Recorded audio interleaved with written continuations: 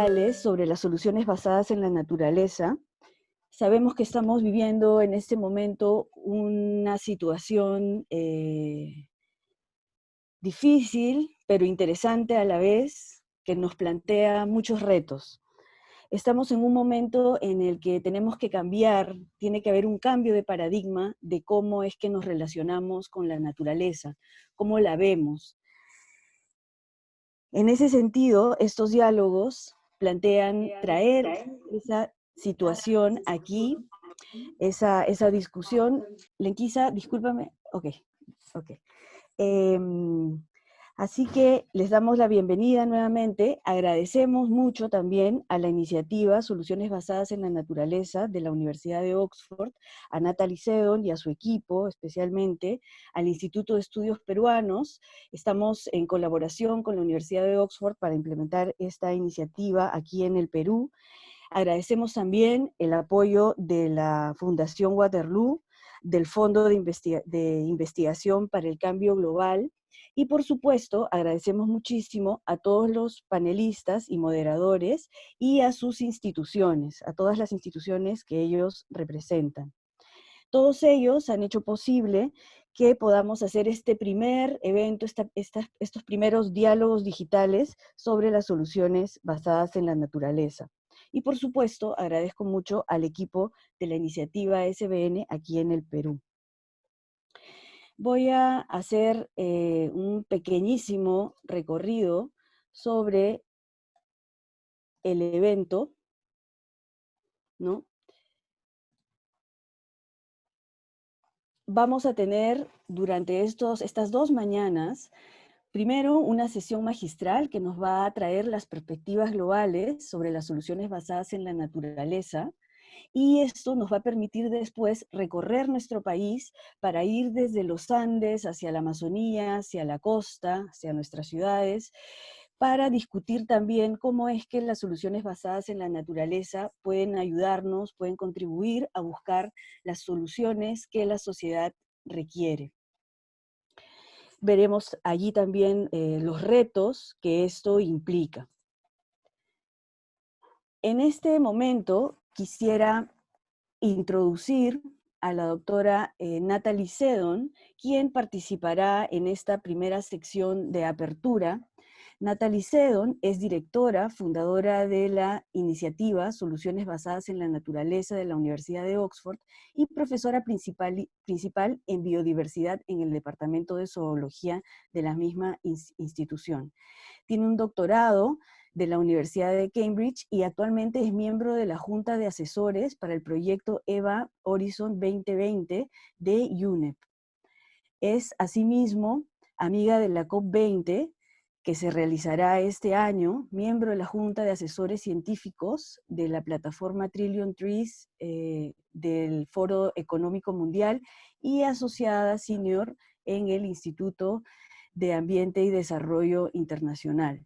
Y además cuenta con muchos años de experiencia como investigadora y ha publicado sendos artículos en varias disciplinas asociadas sobre todo a ecología, evolución y biología para la conservación. Natalie, yo te doy aquí la palabra, por favor, para que nos vayas introduciendo a los temas que tanto nos interesan el día de hoy.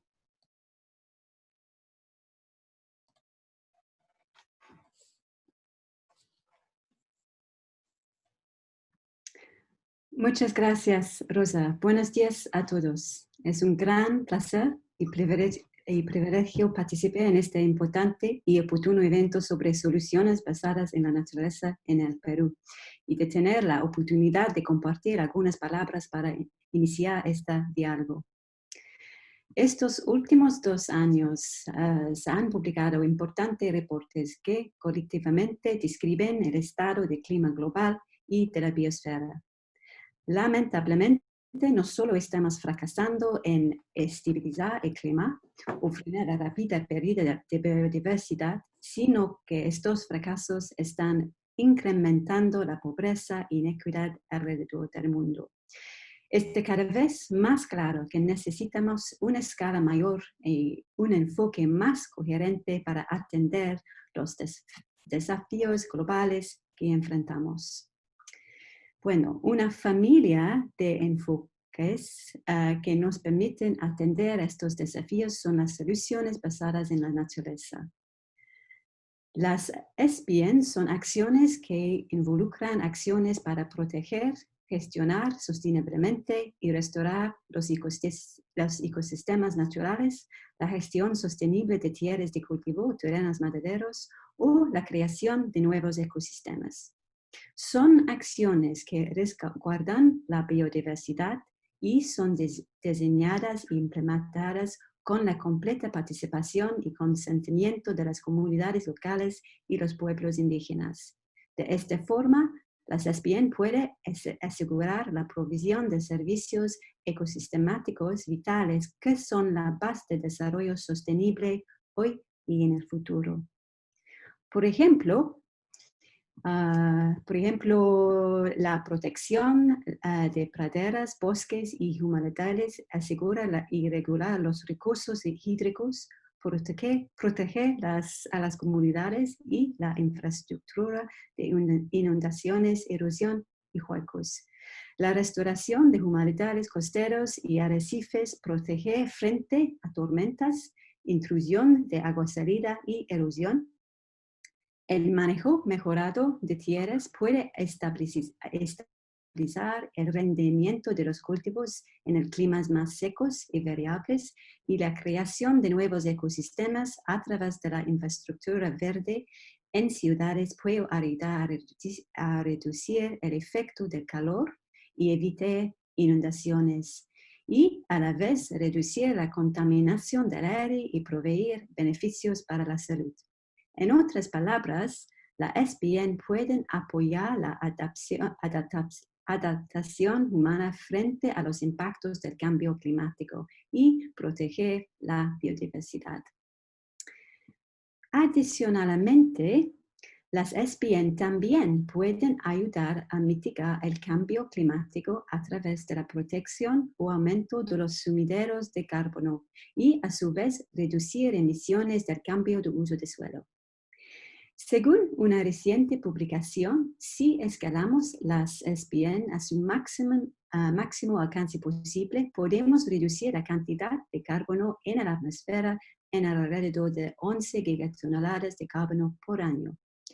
Estas aproximaciones sugieren que las contribuciones más significativas para evitar emisiones de carbono de forma costo-efectivo provienen de la protección de paisajes pristinos, mientras que el manejo de tierras arables tiene una mayor contribución a la secuestración de carbono, seguido por la restauración de cobertura nativa.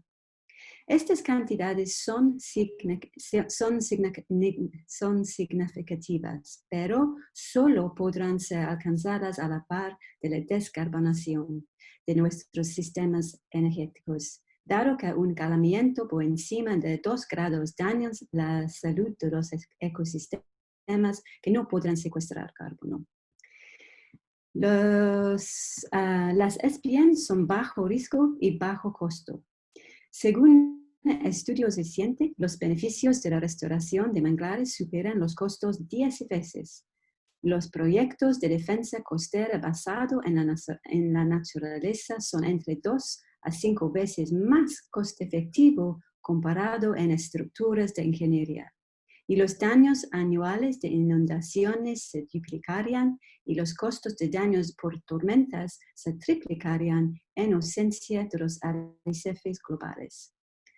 Las SBN también estimulan la economía, lo cual es más importante ahora que nunca debido a la pandemia. No solo pueden las SBN proveer una fuente sostenible de ingresos para las poblaciones locales, sino también puede generar más empleo que inversiones en otros sectores. Por ejemplo, por cada $1 millón invertido en restauración de hábitat costero en los Estados Unidos, se crean 40 puestos de trabajo, en comparación de 7 en finanzas y 5 en gas y petróleo. Entonces, las SBN han ganado tracción en los discursos del sector público y del sector privado en años recientes. Durante los últimos 12 meses, docenas de nuevos compromisos y canales de financiamiento para las SPN han sido anunciados por países y empresas. Y a finales de 2020, el Leaders Pledge for Nature fue lanzado en la primera cumbre de las Naciones Unidas sobre Biodiversidad. Este compromiso, liderado por el gobierno del Reino Unido, ha sido firmado por 76 países, incluido Perú. Todos estos países se comprometen a cooperar en su misión común de revertir la pérdida de biodiversidad al 2030. Si bien estos compromisos por la naturaleza son alentadores y representan un cambio significativo en las empresas y los gobiernos, pocos definen planes claros y accionables para implementar y verificar sus compromisos.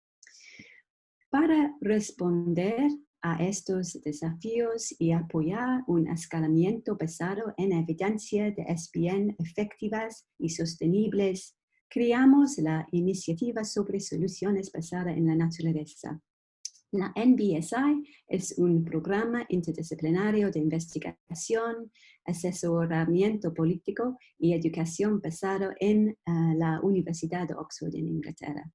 Su misión es mejorar el conocimiento sobre el potencial de las SPN para responder a diversos desafíos globales e incrementar su implementación sostenible alrededor del mundo.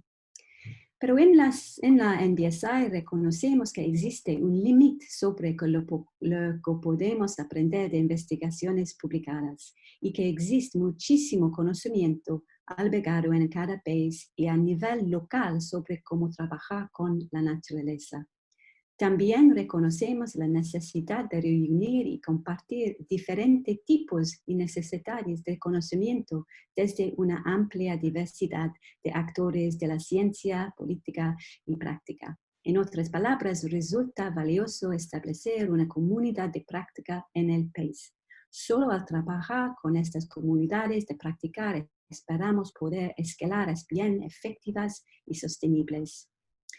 El establecimiento de una comunidad de práctica en Perú es fundamental y me entusiasma el trabajo que vienen liderando Rosa Morales, Nicole Chabenet y Sol Fernández aquí en Perú. Este importante y oportuno evento marca un hito para nosotros. La iniciativa sobre SPN en Perú tiene la misión de posicionar la importancia y el potencial de las SPN en el Perú frente al cambio climático y escalar su ambición en la política nacional y el financiamiento público-privado. Esto es fundamental. Como saben, el Perú es hogar de un gran porcentaje de la biodiversidad mundial y almacena grandes cantidades de carbono en sus diversos ecosistemas. El Perú también es hogar de importantes fuentes de conocimiento a través de sus pueblos indígenas y comunidades locales, quienes han trabajado con la naturaleza por milenios. El mundo tiene mucho que aprender de ellos y sus ecosistemas, y esta nueva comunidad de práctica provee una plataforma a través de la cual se puede compartir y seguir construyendo conocimiento. El Perú ya está un líder en la protección, restauración y gestión de la naturaleza, pero aún existe un enorme potencial para escalar las SPN en todo el país. Las SPN podrían cumplir un rol fundamental en ayudar al Perú a lograr el desarrollo sostenible y la paz de combatir las causas y consecuencias del cambio climático y la pérdida de la biodiversidad. Es por eso que estoy muy entusiasmada de aprender hoy y mañana de todos nuestros panelistas y público invitado y de colaborar con ustedes en los próximos años. Muchas gracias. Muchas gracias, Natalie. Muchísimas gracias. Ahora voy a introducir a los próximos expositores. Como saben, tenemos ahora mismo la sesión magistral que nos trae las perspectivas globales sobre las soluciones basadas en la naturaleza.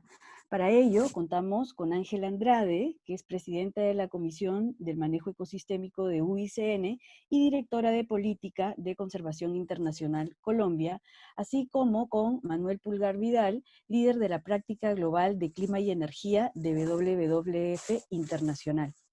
Ángela Andrade es adicionalmente presidente del Grupo de Trabajo de Cambio Climático en el Consejo de UICN, y anteriormente desempeñó como directora de ecosistemas del Ministerio de Ambiente y subdirectora de geografía del Instituto Geográfico Agustín Codazzi de Colombia. Es antropóloga de la Universidad de los Andes, especializada en geografía y levantamientos rurales, máster en ecología del ITC de Holanda. Tiene más de 30 años de experiencia en temas de investigación en ecología y desarrollo social y políticas ambientales. En los últimos años se ha dedicado a promover a nivel global los temas de adaptación basada en ecosistemas y soluciones basadas en la naturaleza como respuesta a la crisis de biodiversidad y del cambio climático. Manuel Pulgar Vidal es, ya mencioné, líder de la Práctica Global de Clima y Energía, tiene 35 años de experiencia en Derecho y Política Ambiental, se desempeñó como ministro del Ambiente desde el 2011 al 2016 y fue presidente de la 20ª Conferencia de las Partes de la Convención Marco de Naciones Unidas sobre Cambio Climático, la COP20, en el año 2014, que muchos de ustedes recordarán. Fue director ejecutivo de la Sociedad Peruana de Derecho Ambiental, una institución influyente en América Latina. Licenciado en Derecho por la Pontificia Universidad Católica del Perú, donde es profesor, y es miembro de varios consejos directivos, ¿no? Que aquí podríamos leerlos, pero todos conocemos bastante a Manuel, y entonces yo quisiera darle la palabra a Ángela para que pueda hacer su presentación. Muchas gracias.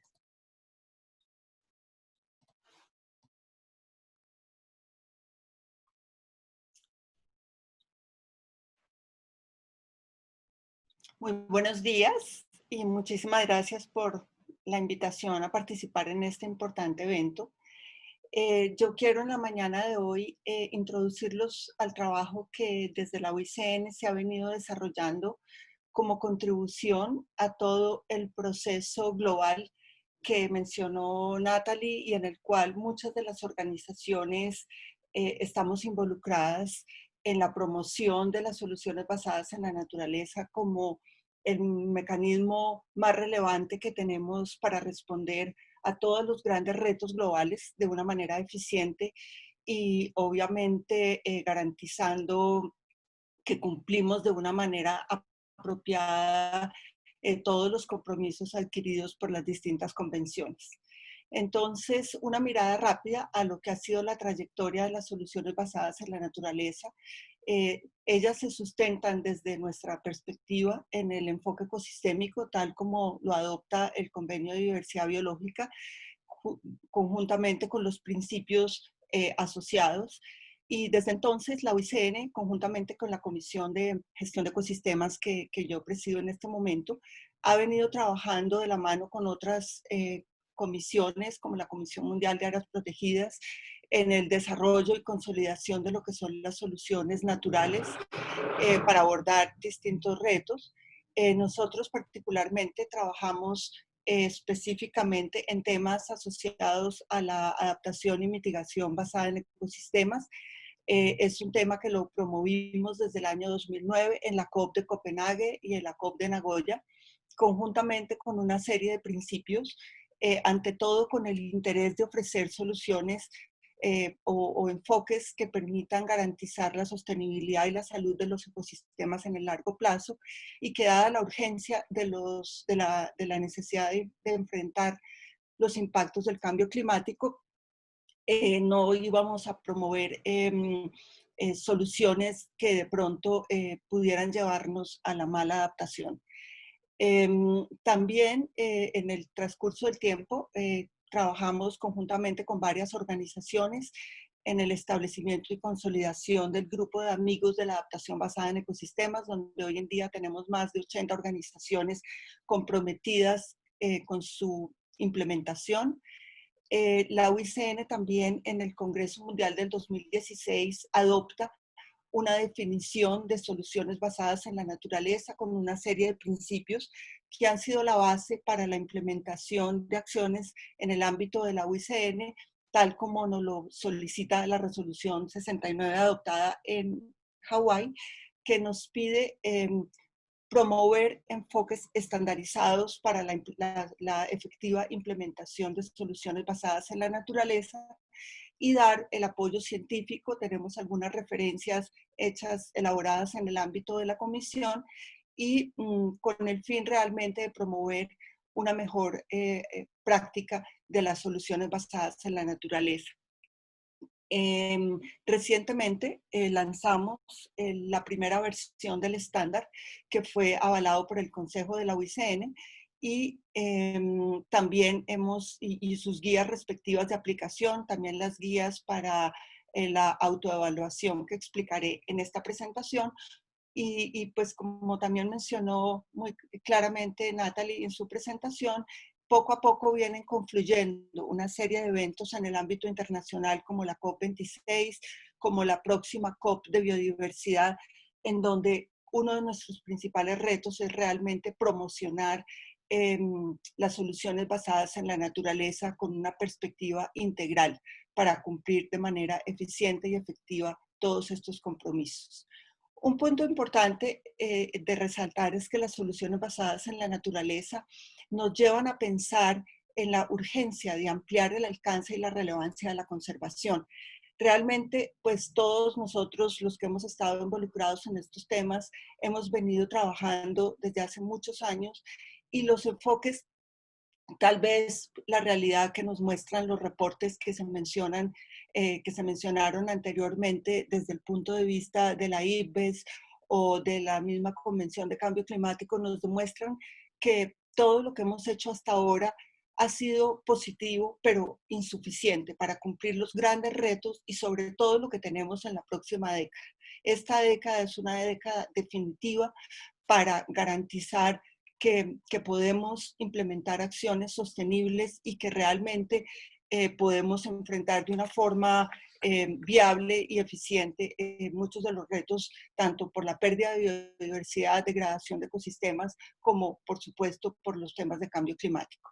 Entonces, este enfoque nos lleva también a mirar desde una manera mucho más integral la importancia de salvaguardar la naturaleza y la sociedad, yendo un poco más allá de los enfoques anteriores, con el gran objetivo de enfrentar y de resolver problemas y desafíos sociales. Y esto lo hacemos basados en todo el conocimiento adquirido durante todos los años anteriores.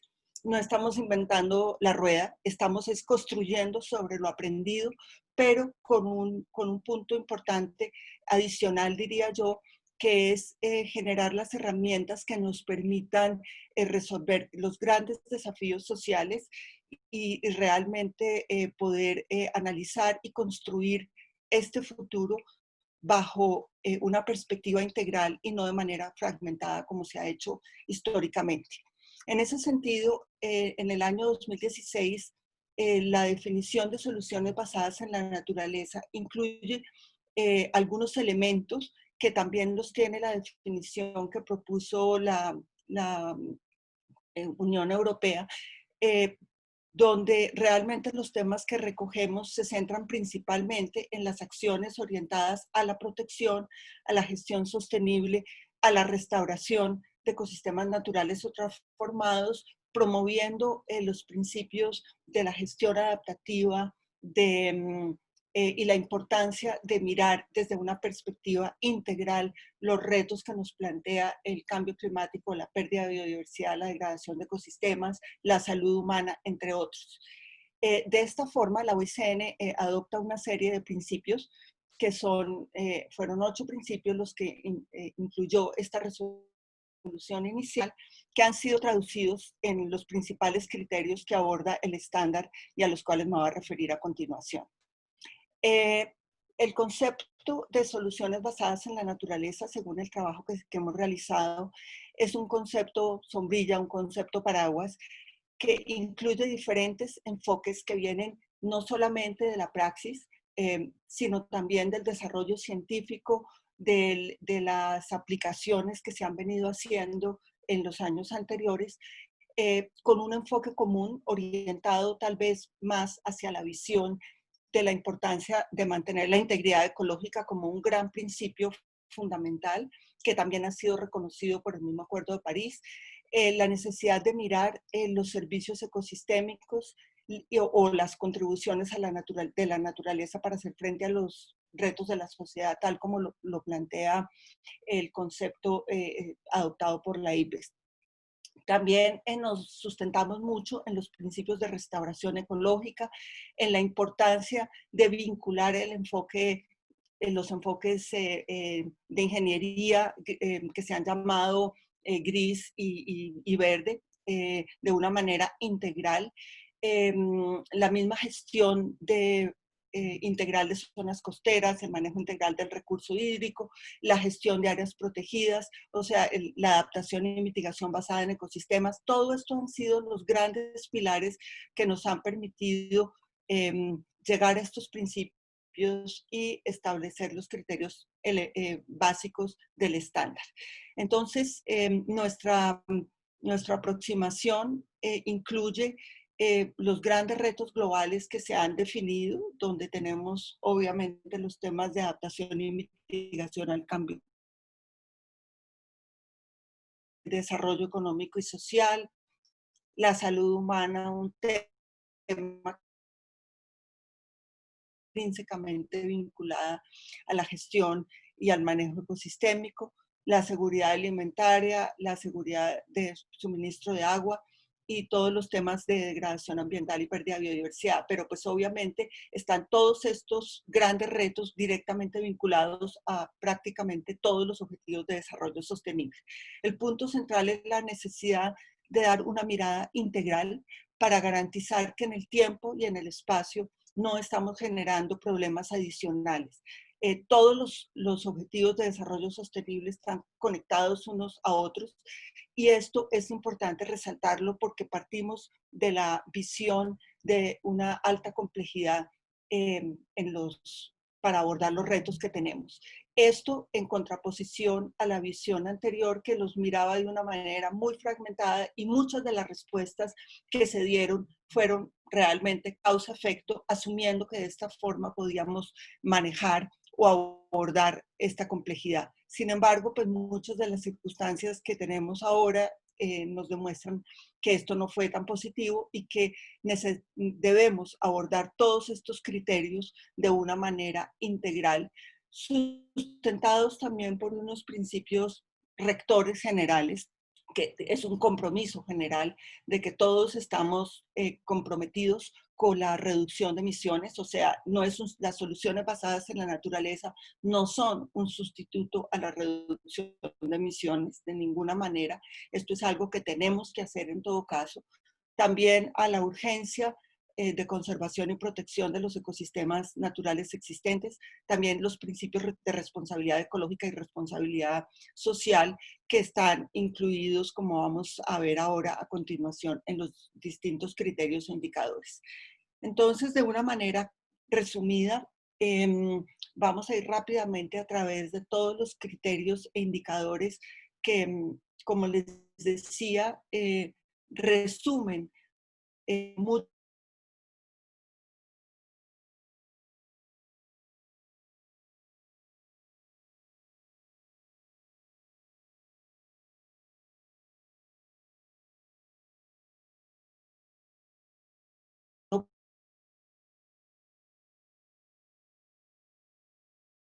Entonces, el primero se centra mucho en la importancia que el estándar aborde y que dé respuestas efectivas y eficaces a distintos desafíos sociales, lo cual implica que nosotros debemos priorizar estos retos sociales con los titulares de los derechos y los principales beneficiarios. Debemos documentar estos retos sociales con información clara, en la medida de lo posible, siempre de manera cuantitativa, que nos permita demostrar cómo estamos cumpliendo con el logro de estos objetivos y de manera periódica ir haciendo una actualización y una revisión de lo que se va logrando. El segundo criterio se centra en el tema de la escala. Aquí, pues, el gran principio es demostrar que las soluciones basadas en la naturaleza son multiescalares, construidas en gran parte de abajo hacia arriba a través de la construcción de paisajes sostenibles, donde la integralidad del paisaje es fundamental. Entonces se trata de buscar soluciones que en muchos casos son implementadas a través de proyectos, a través de acciones individuales. En este caso, pues también puede ser por el sector privado, por las mismas políticas de desarrollo, pero siempre buscando que haya una articulación espacial de abajo hacia arriba y que permitan consolidar esta articulación en territorios. Entonces, esto pues responde bajo una visión integral de la sociedad, de las economías, de los ecosistemas, permite la integración con otras intervenciones complementarias. Esto es fundamental porque estamos buscando la sinergia entre distintos sectores en un ámbito territorial. También incorporamos riesgos que van más allá del área de intervención. Cuando nosotros tenemos una visión ecosistémica integral, estos riesgos incluyen obviamente riesgos de tipo climático, riesgos que están afectando los socioecosistemas que existen en cualquier territorio, cualquier tipo de riesgo, pero siempre bajo una mirada integral. El tercer criterio se centra mucho en el tema de generar una ganancia neta en términos de biodiversidad e integridad de ecosistemas. Aquí nos referimos principalmente a la importancia de mantener la estructura y función de los ecosistemas de manera que no afectemos la salud que permite en el largo plazo brindar los servicios o contribuir, pues seguir aportando de manera efectiva las contribuciones de la naturaleza hacia la sociedad. Y en este sentido también tenemos como referente la importancia de tener una mirada a la biodiversidad, no solamente desde el punto de vista de las especies, sino también y de manera preponderante de los ecosistemas, donde la integridad de los ecosistemas, la evaluación de su viabilidad en el largo plazo es fundamental. Entonces, debemos documentar con un nivel de referencia apropiado cuál es el estado actual en un momento dado, los motores de degradación y pérdida, resultados claros y cuantificables en términos de conservación y que se deben evaluar de manera periódica y deben estar incluidos obviamente en los sistemas de seguimiento y de monitoreo. También deben ser económicamente viables. Todos nosotros conocemos una cantidad de intervenciones que han sido en muchos casos buenas, exitosas en proyectos particulares, en gestiones públicas, por ejemplo, en muchos casos de pagos por servicios ambientales. Se trata de construir sobre esto. Se trata también de buscar de manera clara la mejor forma de internalizar los costos ambientales que en muchos casos no son tenidos en cuenta y que generan problemas en el largo plazo por las externalidades que generan. La importancia también de diseñar mecanismos como mecanismos de mercado, bonos en el marco del sector público, compromisos voluntarios y acciones que puedan apoyar el cumplimiento de todas estas normas. El quinto criterio está orientado a mirar el tema de la gobernanza, la inclusión de los distintos sectores, grupos sociales, mujeres, grupos de edad que empoderen a las comunidades. Entonces, esto debe ser realmente fundamentado en procesos de participación, en la participación de y la defensa de los derechos de los pueblos indígenas y al consentimiento libre, previo e informado, la participación de los actores en todas las etapas del proceso, la inclusión realmente de todos los actores relevantes en este proceso y los mecanismos de toma de decisiones y de solución conjunta de conflictos que puedan existir. El criterio 6 busca ofrecer un balance equitativo entre el logro de los objetivos principales y la provisión constante de beneficios múltiples. Aquí nos referimos a la importancia de mirar de una manera también integral estas compensaciones, de poder fortalecer el diálogo permanente para ver los pros y los contras de las distintas acciones y tomar decisiones de manera conjunta, incluyendo obviamente salvaguardias que se deben revisar periódicamente con la participación de actores y sectores involucrados. Los dos últimos indicadores se refieren el primero a la gestión adaptativa basada en la evidencia.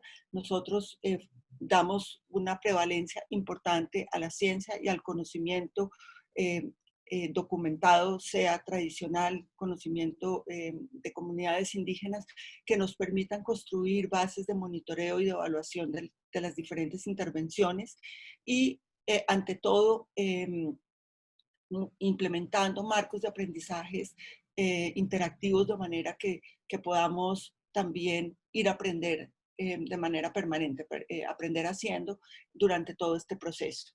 Y el último criterio se refiere a la importancia de integrarse en el contexto jurisdiccional apropiado. Esto se refiere, pues obviamente, a la importancia de tener en cuenta que en la gestión de las soluciones basadas en la naturaleza, como los mismos principios de manejo ecosistémico, implican que nosotros debemos ir en muchos casos más allá de los bordes administrativos. Tenemos que buscar los mejores mecanismos para transversalizar nuestras acciones en distintos territorios y distintos niveles territoriales y sectoriales. Buscar el desarrollo de políticas públicas apropiadas que puedan garantizar la sostenibilidad. Y obviamente contribuir a los grandes retos globales que muchos están consignados en los acuerdos multilaterales. El estándar está dirigido a todos los sectores interesados. Nosotros hemos hecho mucho énfasis en que no solamente esperamos el vínculo de gestores específicos de proyectos de adaptación a cambio climático, mitigación o proyectos de desarrollo en general, sino también nos parece fundamental que esto sea una herramienta para propiciar el diálogo con los sectores productivos, con el sector privado, que podamos invitarlos a la mesa para debatir, para discutir, para ponernos de acuerdo, para ver pros y contras de cada una de las intervenciones, y obviamente el sector gestor de políticas públicas en distintos niveles territoriales.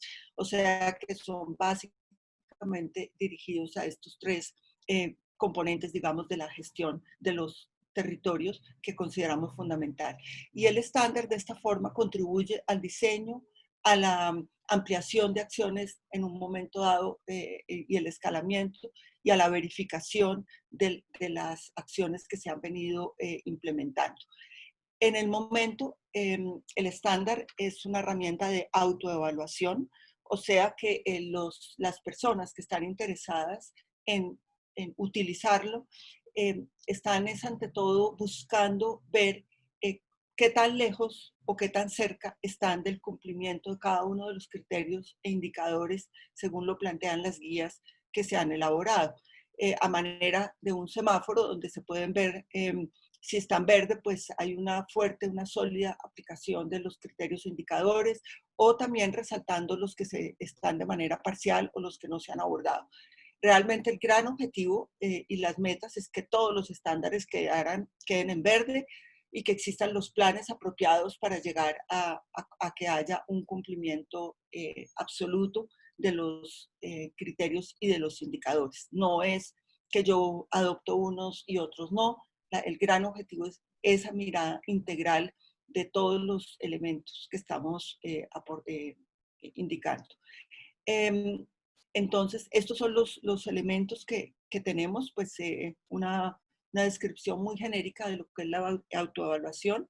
Desde la UICN estamos esperando que en un término más bien corto podamos consolidar este proceso y exista, ya no sea una herramienta de autoevaluación, sino que pueda existir una tercera parte que de manera independiente y basada en el cumplimiento y revisión de todo el estándar pueda llegar a certificar y avalar la acción que se está planteando como una solución basada en la naturaleza. Desde el ámbito de UICN, en este link que ustedes pueden ver, pueden activarlo y inmediatamente ingresar la información específica de la iniciativa que ustedes quieran incluir en el proceso y en línea, de manera que puedan tener el resultado y ver qué tan lejos o qué tan cerca están de esta autoevaluación. Por ahora, esta es la herramienta que existe, que pues ustedes la pueden acceder con este vínculo, o estamos trabajando en buscar, en trasladarla a una aplicación de manera que, de una manera fácil y eficiente a través del celular, por ejemplo, se pueda tener esta aplicación y se pueda ingresar la información que se requiere para saber qué tanto estamos cumpliendo o no con el estándar. Y finalmente, de manera complementaria al estándar, nosotros planteamos esta estructura de gobernanza, donde el estándar va a tener un comité internacional de seguimiento, que su gran objetivo es vigilar y salvaguardar la revisión del estándar de manera análoga a otros procesos en UICN, como la lista verde de áreas protegidas, la lista roja de ecosistemas, las mismas listas rojas de especies, tienen comités internacionales que hacen esta revisión permanente. También tenemos una confluencia con lo que menciona Natalie, y por eso estamos buscando las posibilidades de trabajar de manera articulada con esta comunidad de prácticas y comunidad de usuarios, que son las que al final nos van a nutrir la revisión y actualización permanente del estándar, que debe ser revisado periódicamente por el Consejo de la OICN.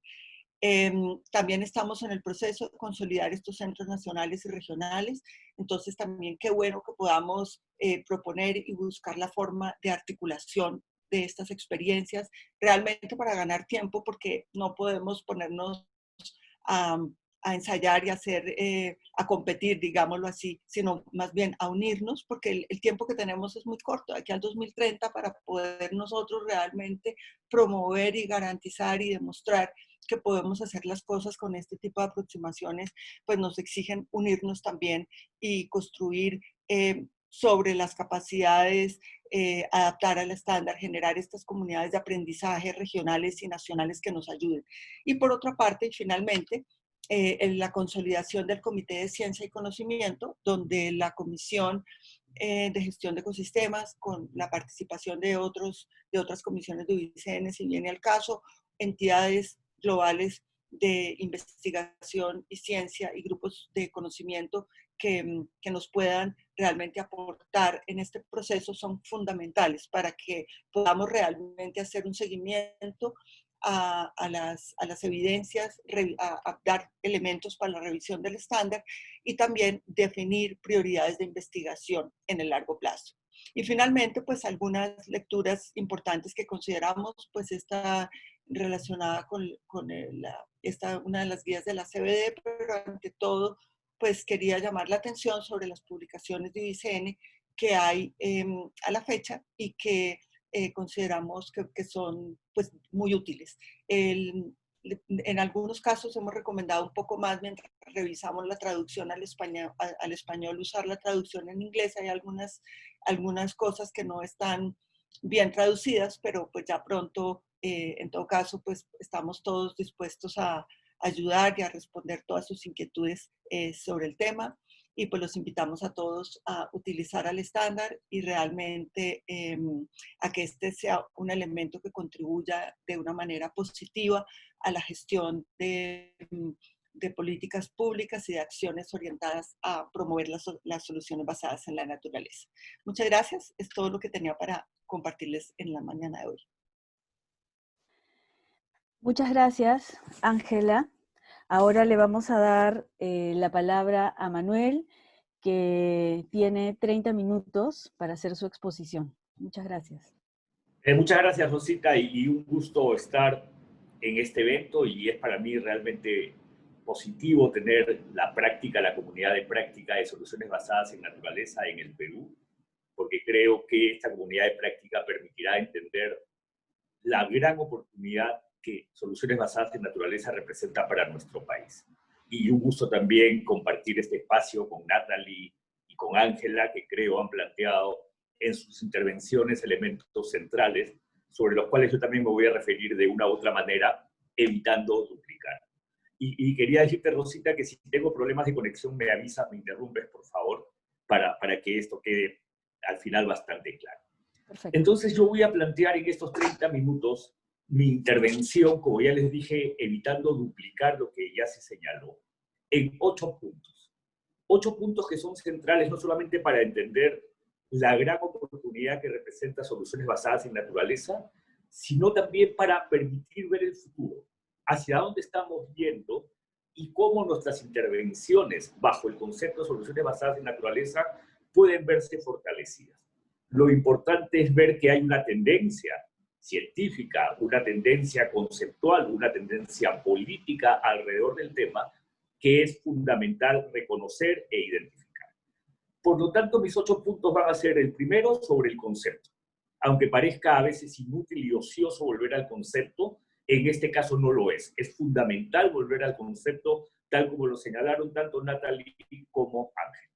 Lo segundo es algunas referencias adicionales a la importancia de los estándares y a la importancia que tendría, tal como lo está haciendo UICN, un espacio de gobernanza para las soluciones basadas en naturaleza. Lo tercero tiene que ver con cuál es la situación política del concepto y qué tanto este concepto va ganando tracción política y ello qué significaría o qué representaría. Lo cuarto es, tenemos soluciones basadas en naturaleza, cuáles son esos espacios en donde podemos implementarlo y que fortalecería justamente nuestra capacidad de reconocer la oportunidad que tenemos en manos. El quinto tema tiene que ver con soluciones basadas en naturaleza frente a lo que la ciencia nos recomienda. El sexto, probablemente el más complejo, tiene que ver con el gran debate que se da con soluciones basadas en naturaleza, remoción de dióxido de carbono, offsets o compensaciones, mercados de carbono, entre otros. El séptimo tiene que ver con condiciones habilitantes, y ahí me voy a referir un poco al Perú, y el octavo con algunos principios que complementan lo que UICN ya nos viene diciendo. Entonces, yo espero que con estos 8 puntos podamos no solamente entender dónde estamos, sino, como ya les señalé, hacia dónde vamos. Vamos primero al concepto. El concepto fue destacado en un slide por Natalie y me parece que a su vez por Ángela. Y el concepto que desarrolló ya hace algunos años, no muchos, UICN, creo que es un concepto bastante sólido. Y es un concepto que ha estado en evolución, tal como todos reconocemos. Soluciones basadas en naturaleza es un término que empezó a ser acuñado hace no mucho tiempo, aproximadamente 2 décadas, según entiendo, por el Banco Mundial, y que ha tenido y todavía tiene distintas acepciones. Pero creo que el concepto que ha definido la Unión Mundial para la Naturaleza, UICN, es un concepto sólido y que nos permite entender para qué debe ser utilizado el concepto. ¿Y por qué menciono esto? Porque hay un mito que romper. No toda intervención basada en naturaleza es una solución basada en naturaleza. O sea, no toda intervención a la naturaleza debe ser entendida como una solución basada en naturaleza, porque justamente para eso existe un claro concepto y para eso han sido lanzados los estándares a los que con detalle se ha referido justamente Ángel. Entonces, cuando pensamos en el concepto que fue descrito en el slide por Natalie, vemos que hay fundamentalmente 3 grandes valores en cuestión. El primero, una solución basada en naturaleza es una intervención en la naturaleza que es sostenible. Y por lo tanto hay un conjunto de elementos que determinan esta característica de sostenibilidad en la intervención y que está felizmente bien reflejada en los estándares. El segundo valor que está en juego en una solución basada en naturaleza es que nos permite enfrentar un reto social. No cualquier reto social. Retos sociales que han sido preidentificados por UICN en el concepto, pero que a su vez requieren un conjunto de precisiones para verificar que estamos cumpliendo con este segundo valor. ¿Cuáles pueden ser estos retos sociales? Seguridad hídrica, seguridad alimentaria, salud, gestión o manejo de riesgo de desastres, cambio climático.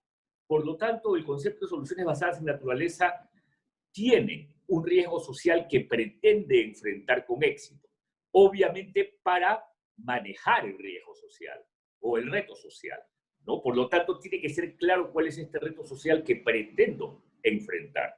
Y me voy a referir más adelante en el tema de los estándares a ello. Y lo tercero son los beneficios. Y estos beneficios tienen que ser beneficios para la naturaleza, tienen que ser beneficios en función del reto que pretendo alcanzar y tienen que ser beneficios para la población y para la sostenibilidad. Por lo tanto, cuando piensen en proyectos que quieren ustedes verlos bajo el concepto soluciones basadas en naturaleza, tienen que tener estos tres valores claros. Y por eso la importancia de los estándares. Muchas veces tenemos intervenciones en la naturaleza que se desarrollan sin ninguna visión de un reto social nacional o global determinado. Estos proyectos no necesariamente son una solución basada en naturaleza, porque pueden haber sido enfocados en otra escala, en otra dimensión, frente a otra realidad, y por lo tanto no están enfrentando un reto social determinado. Entonces, por eso la importancia del concepto y reconocer que el concepto es un concepto en evolución. Yo creo que el concepto de UICN es un concepto sólido, pero este concepto podría variar, más aún cuando estamos ahora en un momento político en donde las partes que negocian cambio climático o biodiversidad pueden en su momento intentar darle algún contenido mayor, alguna clarificación. Pero es bueno que por lo menos reconozcamos que hay hoy día un buen concepto sobre el cual trabajar. Lo que me lleva al segundo punto, al de los estándares, que ha sido muy bien destacado por Ángela. Ángela se ha referido a los 8 grandes criterios, porque los estándares son fundamentalmente criterios. Y he visto en el chat que le hacían algunas preguntas mientras Ángela hacía la presentación que vale la pena precisar. No es que debido a estos estándares va a haber una entidad certificadora, por lo menos en el corto plazo no. Entonces no crean que estos estándares son para que ustedes entren a un procedimiento de certificación y que ese procedimiento de certificación les va a dar un visto bueno y con este visto bueno su proyecto va a ser uno de soluciones basadas en naturaleza. No, no es así. Y probablemente no vaya a ser así. Son estándares que eventualmente van a tener un cuerpo de gobernanza, pero para asegurar conceptualmente que el concepto está evolucionando debidamente y que las intervenciones en la naturaleza son soluciones basadas en la naturaleza. Son estándares que van a guiar su trabajo, son estándares que los pueden ayudar justamente a profundizar para ver si esta intervención basada en naturaleza es tal, si califica como tal.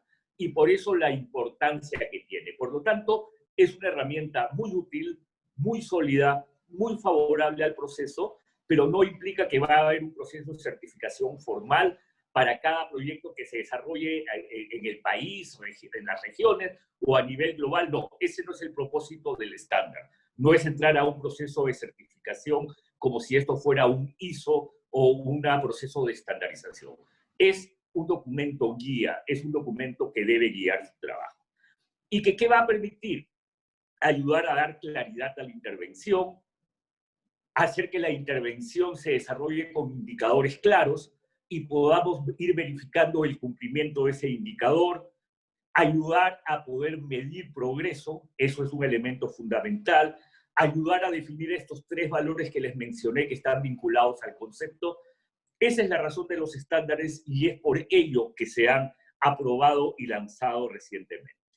Y miren ustedes, cuando uno mira el primer criterio es fundamental. Está vinculado justamente al reto social, ¿no? Entonces, ¿qué cosa dice el primer indicador? Que ese reto social debe estar bien documentado. Y esa documentación del reto social debe permitirnos medir progreso y reportar. Eso para mí es uno de los elementos centrales en los estándares. Y entonces, ¿cuál puede ser ese reto social bien documentado? Imagínense ustedes cambio climático. Cambio climático versus el inventario de emisiones de gases de efecto invernadero. Cambio climático versus la estrategia nacional frente al cambio climático. La intervención en naturaleza por cambio climático versus el NDC peruano. Es decir, ustedes tienen que poder acreditar que ese reto social que su intervención pretende enfrentar tiene documentación, tiene metas, tiene indicadores y que por lo tanto su intervención va a contribuir a él. Por lo tanto, si en su momento ustedes han venido desarrollando una intervención sin ese componente, verifiquen si es posible incorporarlo. Y si no, simplemente no va a ser una solución basada en naturaleza, va a ser una positiva intervención en la naturaleza, pero que no califica bajo este primer indicador. Entonces, para mí ese es un elemento central. Reto social que se enfrenta tiene que ser un reto social bien documentado, que me permita medir progreso, que me permita tener indicadores, que me permita reportar. Porque justamente por eso esto se llama solución basada en la naturaleza. Ustedes están aportando a una solución que constituye un reto que puede ser global, que puede ser nacional, que puede ser regional, pero que tiene documentación, que está probado. Entonces, ahí hay un primer elemento. Hay un segundo elemento en los criterios que es fundamental, que es el manejo de riesgos. Porque definitivamente, y esto lo vamos a ver en el sexto punto, cuando hablamos de intervenciones en la naturaleza, podemos tener intervenciones que son de los más habituales, una práctica de manejo forestal sostenible, una práctica de reforestación, una práctica de aforestación, pero también hay otras que se llaman los mecanismos de alteración climática, y son fundamentalmente por algunos de los que son las remociones de dióxido de carbono que voy a explicar más adelante. Por lo tanto, estas pueden conllevar riesgos y un elemento fundamental es que se maneje el riesgo de la intervención. La intervención siempre puede conllevar riesgos y estos riesgos tienen que ser debidamente manejados. Hay otro indicador que lo que señala es que la intervención en la naturaleza pueda y deba promover mejora en la cobertura de conservación, pero incluso conectividad, ¿no? El concepto de conectividad es un concepto de conservación que tiene ya muchos años de desarrollo y que constituye una práctica deseada. Generar conectividad, corredores de conservación, corredores biológicos y todo lo que la conectividad genera. Otro elemento que es central, que ya tiene que ver con esa parte económica, es que existan beneficios identificables y medibles. Estos beneficios tienen que ser identificables, porque como ya les dije, estamos hablando fundamentalmente de tres grandes valores.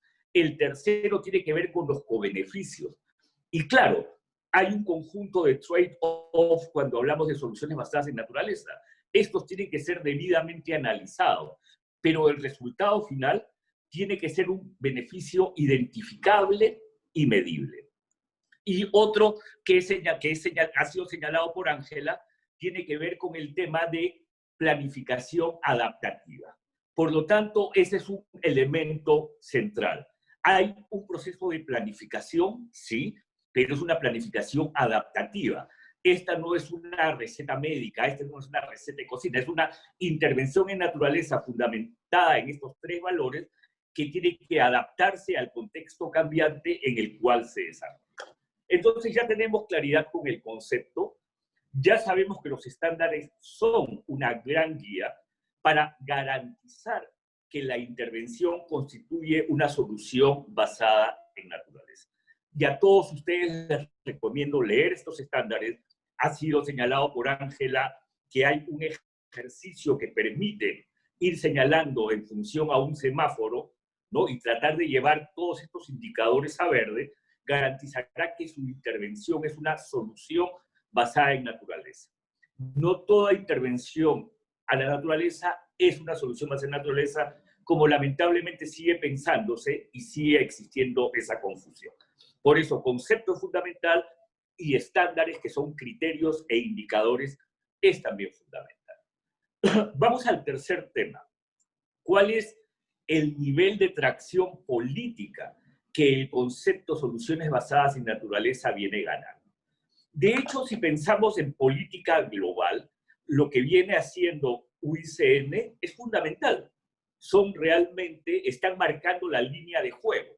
Y al estar marcando la línea de juego, están influyendo positivamente en el proceso global en relación a un concepto que puede ser de gran utilidad para nuestras estrategias en relación al cambio climático, a revertir el proceso de pérdida de naturaleza, a asegurar seguridad hídrica, seguridad alimentaria o manejar riesgo de desastres, como ya lo mencioné. Por lo tanto, UICN tiene un nivel de influencia política que es fundamental en este tipo de procesos.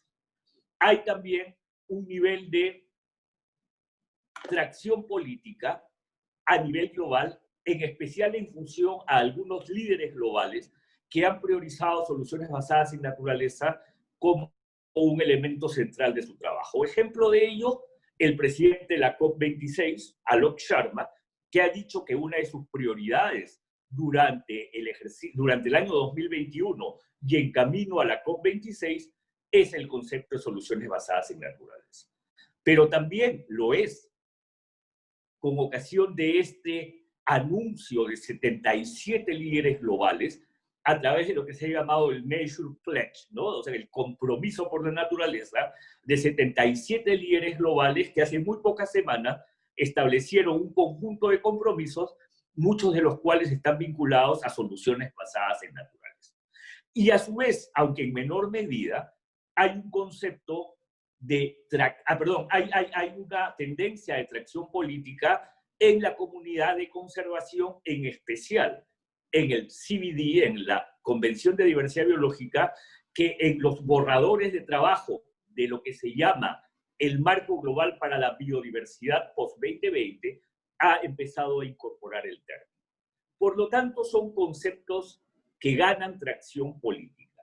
Y claro, ustedes de inmediato se estarán preguntando, bueno, ¿y para qué Manuel nos viene a contar algo que o eventualmente ya sabía o que lo pueden leer en cualquier documento? Porque lo que es importante saber es que mientras este concepto logre mayor tracción política, mayor demanda de claridad y precisión va a tener. Quiero que se quede con esa idea. En tanto y en cuanto se logre que políticamente soluciones basadas en naturaleza tome formalidad en el proceso político global, la demanda por precisión y claridad va a ser mayor.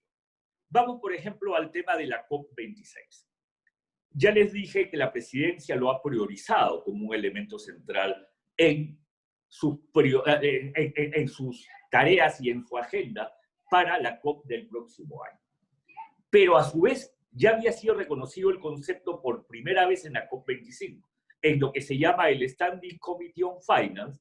En una de sus decisiones se había decidido que se organice un foro este año sobre soluciones basadas en naturaleza. Por lo tanto, es un concepto que ya empieza a tener tracción política. No sabemos cómo se va a reconocer en la COP26. No sabemos si va a formar parte de una decisión en la COP26, si los negociadores se animen a incorporar. Pero si esto ocurriese y soluciones basadas en naturaleza se convierta en un mecanismo que facilite, por ejemplo, a los países cumplir con su NDC o con sus estrategias de largo plazo, entonces va a ser necesario que se precise mejor el concepto, que se fortalezcan los indicadores, porque justamente en el proceso climático lo que queremos es transparencia, credibilidad, objetividad, medición y reporte. Por lo tanto, por eso les digo, mientras más tracción política el término genere, más nivel de formalización va a tener. Por eso les recomiendo que vean los indicadores, que vean el concepto, porque esa es la tendencia natural de las cosas. Y claro, cuando uno piensa en el concepto soluciones basadas en naturaleza, a nivel climático sabemos que la prioridad es tener emisiones netas cero de carbono para poner al mundo en trayectoria a no exceder el 1.5 grados de aquí a final de siglo. Cuando pensamos en biodiversidad, el objetivo es un poco más difuso. Y lo que debo señalar es que la comunidad del Convenio de Diversidad Biológica es un poco más conservadora. Y esto, por favor, no es una crítica, esa es una realidad. Y es un poco más resistente a reconocer la importancia del concepto, incluso para sus propios propósitos. Y por eso ellos, en vez de darle fuerza al concepto de soluciones basadas en naturaleza, vienen debatiendo si es ese concepto o si es lo que llaman el ecosystem-based approach, ¿no? Entonces hay todavía un debate en la comunidad de diversidad biológica sobre cuál debería ser la prioridad. Y ellos son muy conservadores. Y por otro lado, el problema adicional en la comunidad de diversidad biológica es el hecho que ellos no tienen todavía, es muy difícil por otro lado hacerlo, no tienen una claridad en el objetivo final, que en el caso del clima, ya les dije, es emisiones netas cero de carbono y 1.5, no hay un equivalente en diversidad biológica. Algunos están hablando del nature positive, ¿no? La positividad en naturaleza. Incluso hay algunos reportes hechos en especial por el sector privado que ya empiezan a utilizar lo que es el tema del nation positive. Entonces, importante saber y darle seguimiento a la atracción política del concepto como forma de saber a qué nivel de formalización va a llegar y a qué nivel de claridad y precisión va a llegar él. Cuarto elemento, ¿dónde lo implemento? ¿Dónde lo implemento? Tengo soluciones basadas en naturaleza, es claro que es para enfrentar un reto social. La pregunta es, bueno, ¿y ahora dónde lo implemento? Y se habla de los NDCs como un mecanismo, se habla de las estrategias de largo plazo y la construcción de las visiones al 2050, se habla de los paquetes de recuperación económica post-pandemia, y sí, es cierto, en todos esos casos, soluciones basadas en naturaleza pueden constituir una herramienta central. En el caso de NDCs, les recomiendo leer un documento que creo que es del 2019, que emitió PNUD, que se llama 7 caminos para incorporar soluciones basadas en naturaleza en los NDCs. O sea, 7 pasos para establecer el camino de incorporar soluciones basadas en naturaleza en el NDC. Es un documento claro, desde mi punto de vista, sus 7 pasos son 7 pasos muy lógicos. Por ejemplo, primero, tener una claridad en el inventario de gases de efecto invernadero. Segundo, identificar cuáles son las acciones de soluciones basadas en naturaleza disponibles en el país. Tercero, identificar qué solución basada en naturaleza ya está incorporada en nuestro NDC. Cuarto, analizar el potencial de las acciones, de las soluciones basadas en naturaleza para el NDC. Quinto, ver cómo podemos engrandecer, enhance, ¿no? Aumentar las soluciones basadas en naturaleza en nuestro NDC.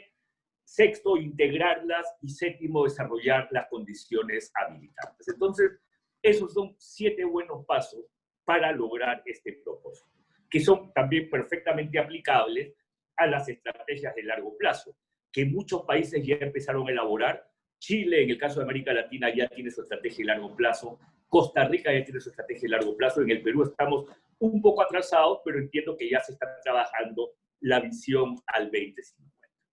Pero también tenemos el tema de los paquetes de recuperación económica. Y en ese sentido es súper importante reconocer que cuando hablamos de paquetes de recuperación económica, tenemos que promover en especial acciones que generen empleo, que generen acceso equitativo, que sean de bajo costo, que calcen con nuestra visión de largo plazo, ¿no? De una nueva economía climática, que sean saludables, que reduzcan temperatura y que generen competitividad.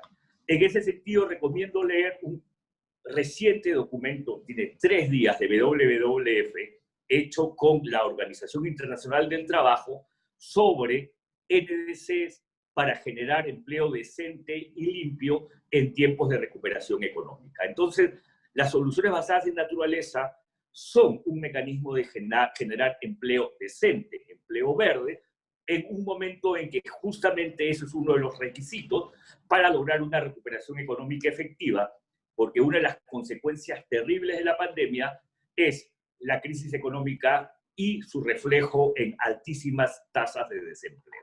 Entonces, es ahí donde se puede implementar el concepto de soluciones basadas en naturaleza. Lo que me lleva al quinto punto. Y el quinto punto es cómo se vincula todo esto con la ciencia. ¿No? ¿Hay alguna vinculación con la ciencia? Y es definitivo que sí. Porque cuando uno piensa en soluciones basadas en naturaleza, uno tiene que recordar que en especial hay 2 grandes reportes. Uno del Panel Intergubernamental de Cambio Climático, otro del Panel Intergubernamental de Biodiversidad y Servicios Ecosistémicos, que nos plantea, en el primer caso, cuáles son las transiciones que tenemos que encaminar para ponernos en una trayectoria de emisiones netas cero de carbono y 1.5. Y ahí está la transición de la energía, fundamental, pero está también la transición de cambio de uso del suelo y la transición urbana, que es una transición que fundamentalmente podemos encaminarla con soluciones basadas en naturaleza. Cuando vamos al panel de biodiversidad y servicios ecosistémicos, recuerden que ellos tienen 5 dinamizadores de la pérdida de naturaleza, lo que en inglés llaman los 5 drivers. de pérdida de naturaleza. Cambio de uso del suelo es el primero, contaminación, explotación y sobreuso de recursos naturales, especies invasivas y cambio climático. Y cuando uno revisa en especial el documento del IPCC sobre tierra y desertificación, que es un gran documento, ustedes verán que hay unos gráficos que les recomiendo mirar en donde plantea en un análisis costo-beneficio qué tan alto es el beneficio para distintas intervenciones en bosque, en agricultura, en alimentación e incluso en dietas, que empieza a constituir parte de la agenda cuando nos referimos al tema de cambio climático. Por lo tanto, hay una fuerte coincidencia, pero yo recomiendo que lean estos reportes. Ya les mencioné tres, el del 1.5 del IPCC, el del IPBES y el de tierra y desertificación, que permiten encaminar mejor nuestras reflexiones sobre soluciones basadas en naturaleza. Aunque hago una precisión, los reportes no se refieren a ese concepto, pero sin embargo nos dan las pistas necesarias para entender los retos a los que la humanidad se enfrenta y el rol que pueden tener las soluciones basadas en naturaleza en relación a ello. Lo que me lleva a un sexto punto, probablemente el más complejo. Como se dice muchas veces en inglés, el gran elefante en la sala, el gran elefante en la cristalería. ¿Cuál es la relación de una intervención de solución basada en naturaleza versus nuestros mayores objetivos en relación, por ejemplo, al cambio climático? Porque como ya les mencioné hace unos instantes, hay lo que se llaman las remociones de dióxido de carbono. Y algunas de estas remociones de dióxido de carbono pueden ser, que además se llaman sistemas de alteración climática, son formas antropogénicas de remover carbono de la atmósfera. Y algunas pueden estar referidas a intervenciones en naturaleza y otras pueden estar referidas a tecnologías, ¿no? Por si acaso aquí no entran las de gestión o manejo de la radiación solar, que son otra cosa. Pero dentro de lo que se llama el carbon dioxide removal o remociones de dióxido de carbono, hay algunas que son intervenciones de la naturaleza y otras que son tecnológicas. Dentro de las primeras está el manejo forestal, la reforestación, también está la afforestación, también está la captura de dióxido de carbono en el suelo, ¿no? Algunos ahí también la fertilización de océanos, ¿no? Por captura de carbono, entre otras. La pregunta es, estas intervenciones de remoción, de estas acciones de remoción de dióxido de carbono en la atmósfera, ¿son soluciones basadas en naturaleza o no? Y aquí me voy a referir un poco más adelante al tema de principio. A su vez está el tema de mercados, ¿no? Como mercados de carbono.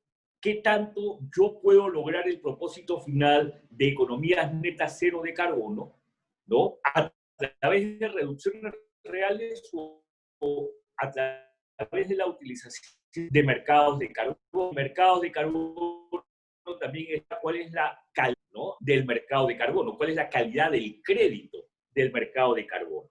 Está también el tema de offsets, algunos muy opuestos a los offsets porque desvían el objetivo principal, que es las reducciones reales. Y por lo tanto, acá todavía hay algunos temas que resolver, entre ellos lo que se llama la jerarquía de mitigación. ¿Cuál es el rol que CDR, que Carbon Markets y todos estos mecanismos pueden tener frente al propósito principal? Entonces, ahí hay temas todavía no resueltos, pero que tenemos que resolver pronto. Y que a su vez pasan por algo que es central. Ustedes deben haber escuchado hasta el cansancio que muchos utilizan para tratar de plantear su responsabilidad climática. Algunos dicen yo voy a ser carbon neutral, otros dicen yo voy a ser net zero, otros dicen carbon positive, otros dicen climate positive, climate neutral, etc. Hay 10.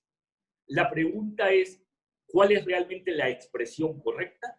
Que tiene un contenido real, que plantea que hay una meta fundamentada en ciencia que es alcanzable en relación al objetivo central del Acuerdo de París y de nuestros propósitos climáticos. Por lo tanto, ahí hay un elemento central a considerar.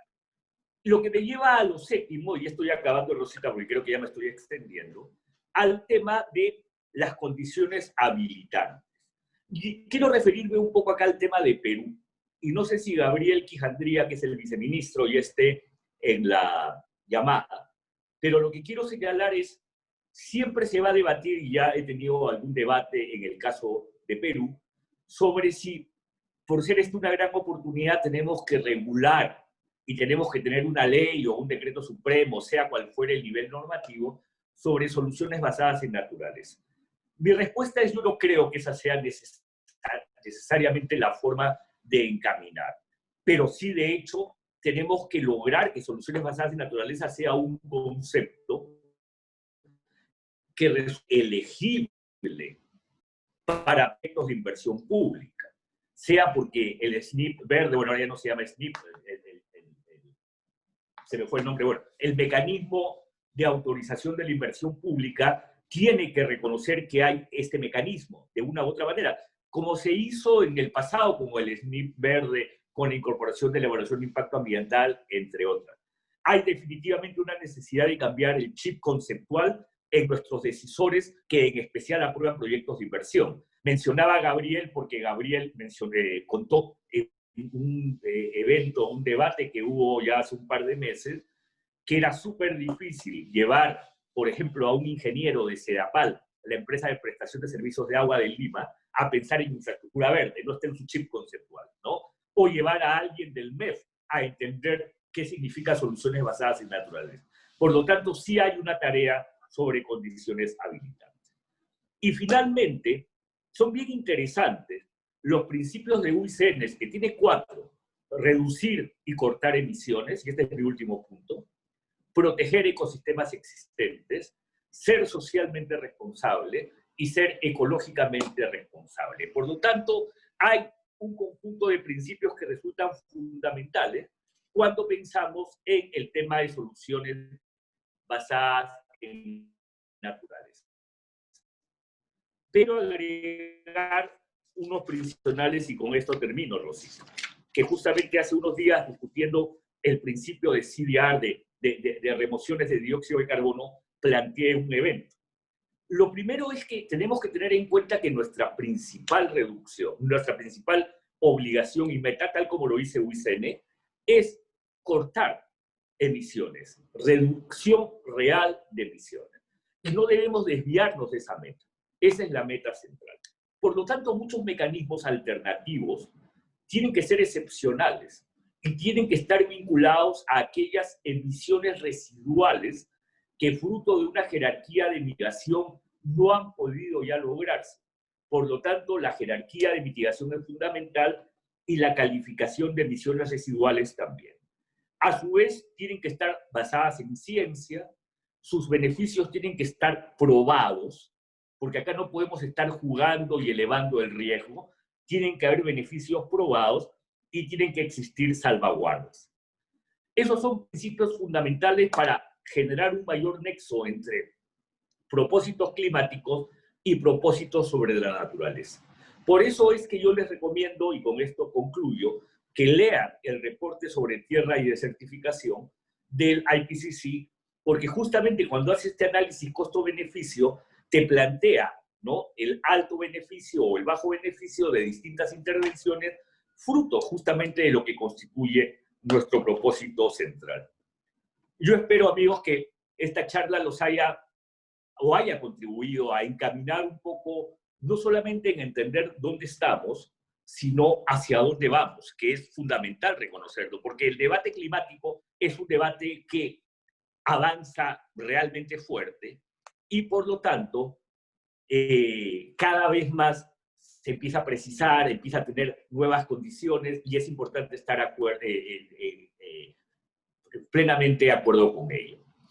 Aquí hay alguien que me hace la pregunta, y con esto concluyo, Luis Mariño, creo que es, y no estoy seguro bueno, estoy leyendo muy rápido, que habla sobre la taxonomía de la Unión Europea.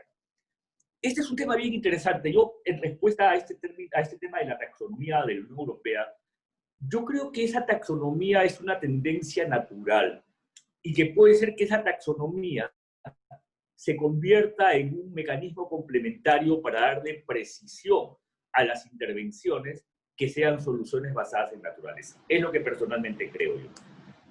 Yo estoy a cargo de un comité de evaluación y les pongo esto como un ejemplo que no es de soluciones basadas en naturaleza, pero que es importante mencionarlo.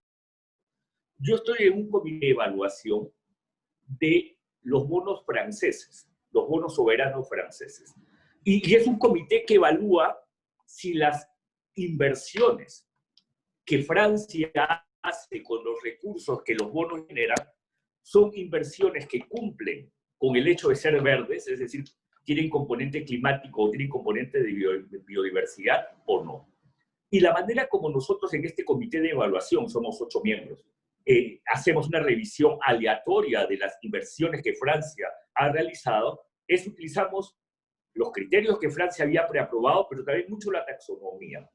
Yo creo que algo así va, mi intuición me dice, va a ocurrir con el tema de soluciones basadas en naturaleza. No sé si sea exactamente la taxonomía europea o una taxonomía ad hoc para este tipo de intervenciones, pero creo que eso le daría justamente una mayor precisión a un concepto que está en plena evolución.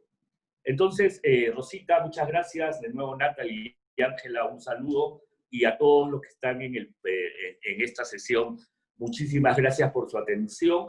Si logro poner todo esto en un PPT, porque siempre yo no uso PPT en realidad, muy pocas veces lo uso, pero voy a ver si me animo y a través de Rosita se los paso, porque creo que puede ser muy útil para que veamos esta gran figura a partir de los 8 puntos que les he planteado. Muchísimas gracias. Muchas gracias, Manuel. Ya nos ayudaste también porque elegiste una de las preguntas. Esa era una de las posibles que teníamos seleccionadas. Y ahora, solamente para terminar esta sección, vamos a leerle a Ángela Andrade una pregunta y por favor, si pudieras en un par de minutos responderlas. Hemos tenido que elegir de entre varias. Les agradecemos mucho a todos su interés. Entonces, la pregunta está referida al Antes de responder, Rosita, ¿te puedo interrumpir un segundo? Sí. Me olvidé cuando mencioné el tema de Nature-Based Solutions en NDCs, mencioné lo de PNUD, pero no mencioné que también la Universidad de Oxford ha hecho un ejercicio que vale la pena mirar. Se me escapó de mis notas, pero por favor también anótenlo y si puedes distribuirlo entre los participantes sería útil. Disculpa la interrupción. Ok, gracias. Bueno, Ángela, la pregunta está referida al criterio de gestión adaptativa basada en la evidencia y se pregunta sobre cómo la ciencia y los saberes tradicionales pueden ser complementarios, cómo se maneja el desbalance en términos de la información documentada, sobre todo. Bueno, a ver, este tema lo incluimos en el estándar porque generalmente en muchos de estos procesos de aprendizaje solamente reconocemos a la ciencia occidental como la principal fuente de conocimiento y de información, y para eso nos vamos a la literatura de revistas indexadas, etcétera, etcétera.